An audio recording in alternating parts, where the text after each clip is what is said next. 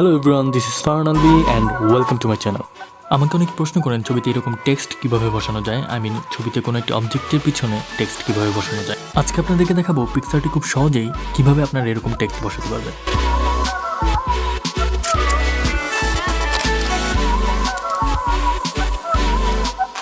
প্রথমে আমরা PicsArt open করে নিব এবং আমাদের ছবিটি অলরেডি পিক্সার্ট ওপেন করা আছে।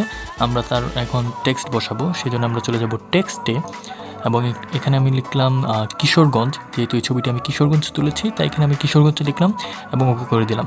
ওকে করে দেওয়ার পর আপনাকে টেক্সটটি পজিশনিং করে নিতে হবে যেখানে আপনার টেক্সটটি আপনি রাখতে চান। তো আমি আমার টেক্সটটি পজিশনিং করে নিলাম এবং টেক্সটটি একটু রিসাইজ করে নিলাম। আমার মনে হচ্ছে যে এই জায়গাটি টেক্সটের জন্য ঠিক আছে। আমি এখানে টেক্সট ওকে করে দিলাম এবং আপনারা চাইলে আপনাদের পছন্দ মতো ফন্ট কিন্তু এখানে আপনারা ইউজ করতে পারেন। আমি আমার ফন্টটা একটু চেঞ্জ করে নিচ্ছি। ওকে, সো আমি এই ফন্টটি রাখবো এবং আমি আবার একটু রিসার্চ করে নিচ্ছি।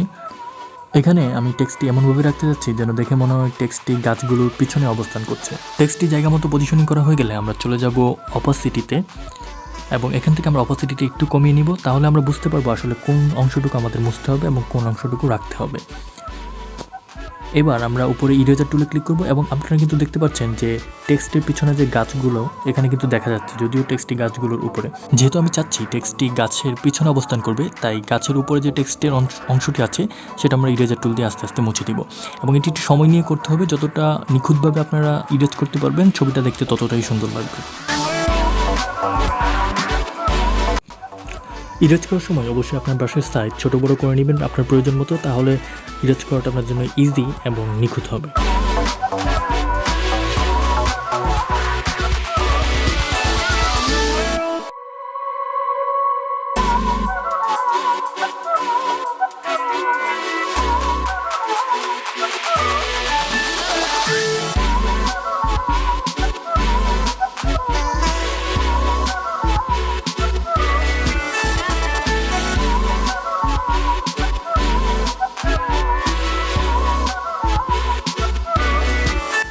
ওকে, আমাদের টেক্সটের বাড়তি অংশটি ইরেজ করা হয়ে গেছে এবং আমাদের কাজ কিন্তু অলমোস্ট শেষ। সো এবার আমরা যেহেতু অপাসিটিটি কমিয়ে নিয়েছিলাম, এবার আমরা অপাসিটিতে আবার 100% করে নিব, বাড়িয়ে নেব এবং আমাদের কাজ কিন্তু শেষ হয়ে গিয়েছে। দেখুন টেক্সটটি দেখতে কিন্তু মনে হচ্ছে যে গাছগুলোর পিছনে অবস্থান করছে। তো এবার আপনারা চাইলে আপনাদের টেক্সটের কালার কিন্তু চেঞ্জ করতে পারেন। কালার অপশন থেকে আপনাদের পছন্দ মতো কালার এখানে আপনারা সিলেক্ট করতে পারেন, যে কালারটি আপনাদের পছন্দ হয়।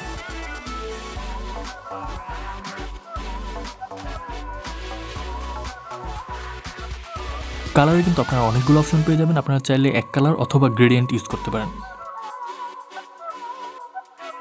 আমি এখানে এই কালারটি সিলেক্ট করলাম, অলমোস্ট ইয়েলো।